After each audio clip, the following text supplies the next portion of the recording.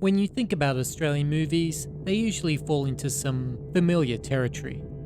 You have your larrikin comedies, award-winning prestige dramas, the odd historical saga, and the ever-present dramedy.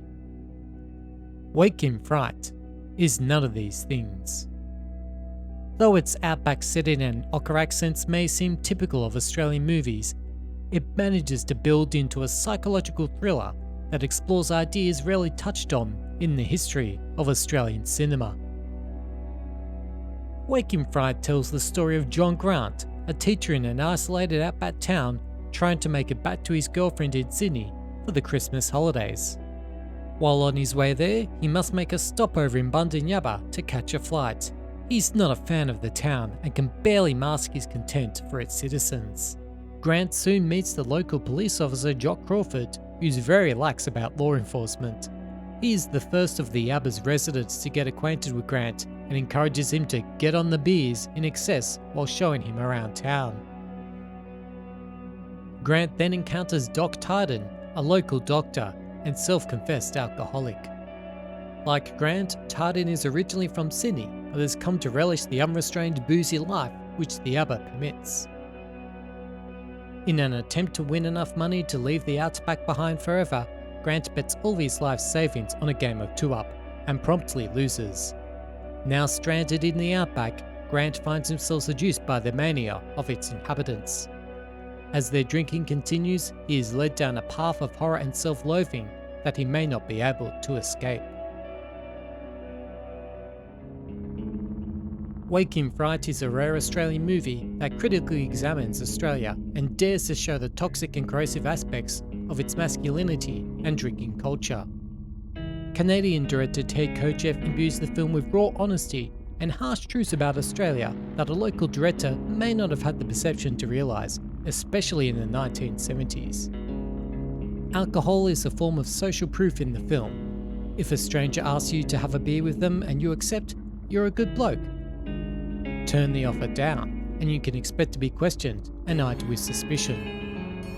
Though there may be an element of exaggeration in the movie's take on alcohol and Australian masculinity, it's not by much. The darker aspects of each are on full display in the infamous kangaroo hunting scene. Cheered on by a drunk Tyden and friends, Grant is increasingly disgusted by his own actions as he sloppily finishes off a wounded kangaroo with a knife. The sense of unease in the movie only increases from there. The film's dusty orange tones and desolate landscape shots reinforce the harshness of life in the outback, and fittingly so. What Wake in Fright has to say about Australia is very uncomfortable, and its general appearance reinforces this. The only time that the film's colour palette cools down even slightly is when Grant daydreams about seeing his girlfriend again at the beach. The sky is blue, waves are crashing, and the bottle of beer in Grant's hand glistens with condensation.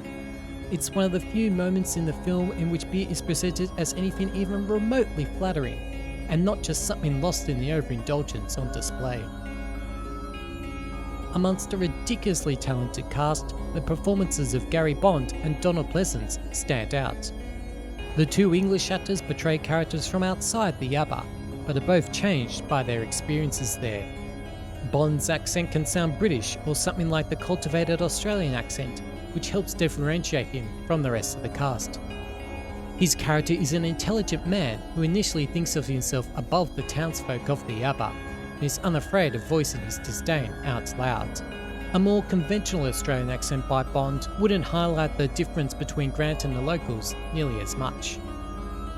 Donald Pleasence's rendition of the Australian accent is one of the best committed to screen. It could have been tempting for him to go full ochre, but he wisely opted for some restraint.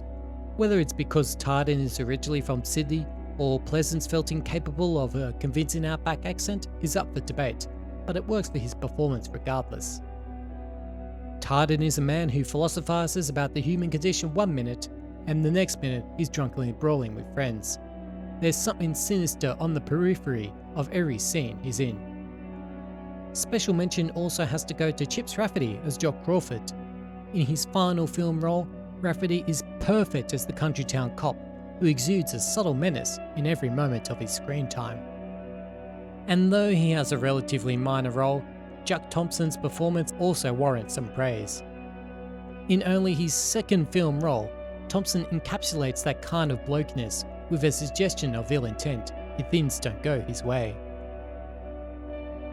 Though Wake in Fright debuted 50 years ago and is set in an almost mythical outback, it still has something to say relevant to modern Australia. Take away the heat and the ochre accents and the general look of the film, and you'll find many of the attitudes on display still persist today. And while it's not a straight horror film, Wake in Fright is nonetheless horrific.